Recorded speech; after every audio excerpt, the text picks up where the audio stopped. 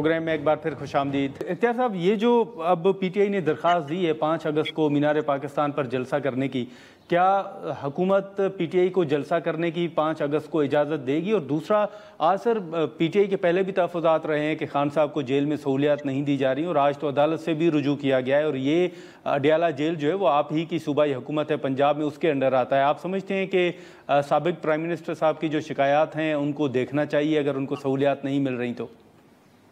دیکھیں، بس سہولیات کیا ملنی چاہیے، جتنی سہولیات تو ان کو ملنی تھی خود انہوں نے کیا، یہ لوگوں کو سہولیت دیتے تھے، یہ تو کہتے ہیں یہ میں آ رہا ہوں میں تمہارا اے سی بھی اتار دوں گا اور پنکھا بھی اتار دوں گا۔ یہ تو وہ والے لوگ ہیں۔ عمران خان صاحب تو خود یہی کہتے ہیں، ہم نے تو ان کو اخبار، ٹی وی، کولر، ورزش کی مشینیں، گھر کا کھانا، دیسی مرغیاں، سارا کچھ تو ان کا چل رہا ہے۔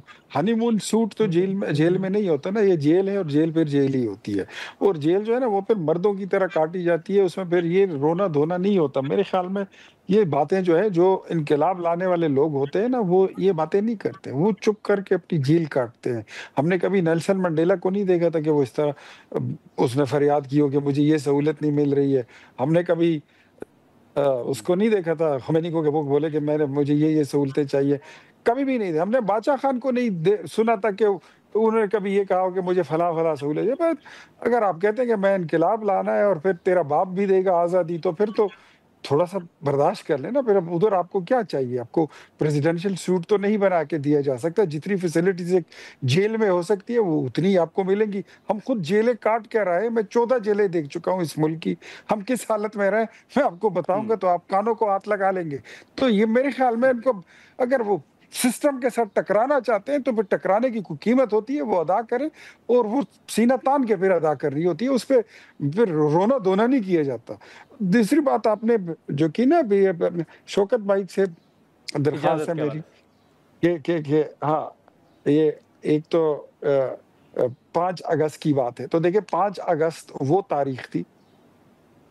اب پاکستان تحریک انصاف 5 اگست کی تاریخ کا تعین کر کے مجھے اس بات کی سمجھ نہیں آتی ہے۔ 5 اگست وہ تاریخ تھی جب انڈیا نے مقبوضہ کشمیر کی آئینی اور دستوری حیثیت کو مسخ کرنے کی اور تبدیل کرنے کی ایک ناپاک جسارت کی تھی، اور آرٹیکل 370 کی امپوزیشن کر کے اس اپنا گھناؤنا جو اس کا وہ ایک منصوبہ تھا وہ تشت اسبام ہوا۔ اس کے بعد پھر پاکستان تحریک انصاف کے وزیر اعظم اور ان کی حکومت اور ان کی جماعت کی پھر کیا پالیسی تھی کہ 1 منٹ کی خاموشی اختیار کریں اور 2 منٹ کی خاموشی اختیار کریں، زمین پر بیٹھ جائیں اور زمین پر لیٹ جائیں۔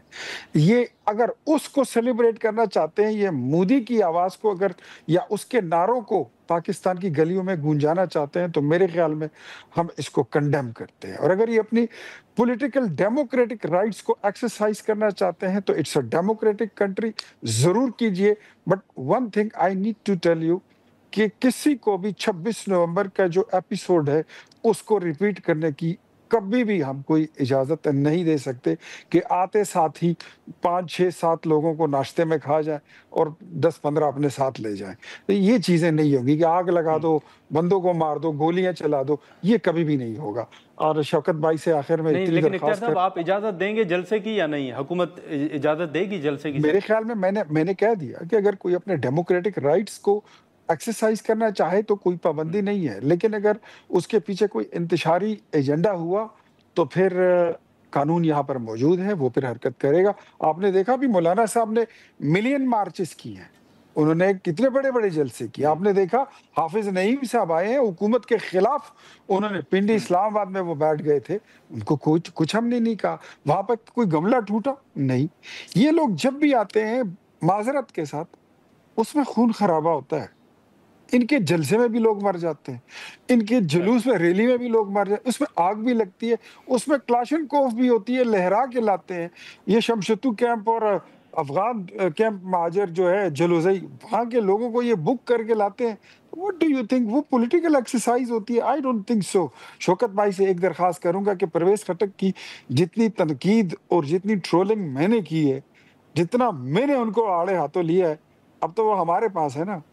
میں اب بھی بولتا ہوں، لیکن تھوڑا سا آپ بھی بول دیجئے، کہہ دیجئے کہ وہ 1 ارب درخت جو ان کی حکومت میں لگے تھے وہ نہیں لگے، وہ آدھے بھی نہیں ہیں۔ کہہ دیں کہ وہ جو BRT کا منصوبہ تھا اس میں چوری ہوئی ہے، کہہ دیجئے کہ معلم جبہ کا جو سکینڈل ہے وہ ان کے گلے کا توق ہے، آپ کہہ دیں نا، سارے کام میرے پہلے کیوں ڈالتے ہیں؟ چلیں ٹھیک ہے اختیار صاحب آپ کا، شوکت صاحب آپ کا بہت شکریہ وقت نکالنے کا۔ ناظرین گفتگو آپ نے سنی، اب پی ٹی آئی جو ہے وہ 5 اگست کو جلسہ کرنے جا رہی ہے، اور 27ویں آئینی ترمیم کے حوالے سے اختیار صاحب کی آپ نے گفتگو سنی کہ اس پہ ورکنگ جو ہے وہ ہو رہی ہے، اور جب ڈرافٹ بنے گا یا بل پیش ہوگا تو اس کے بعد ہی حقائق جو ہیں وہ سامنے آئیں گے کہ حکومت 27ویں آئینی ترمیم میں کیا کچھ لانا چاہ رہی ہے۔ اب یہاں پر ایک بریک لیتے ہیں، اور بریک کے بعد جو کلائمیٹ چینج کے حوالے سے اور حالیہ بارشوں کے باعث جو ملک میں نقصانات ہوئے ہیں اور آگے محکمہ موسمیات کے مطابق کیا ان کی پریڈکشن ہے، اس پر ہم گفتگو کرتے ہیں۔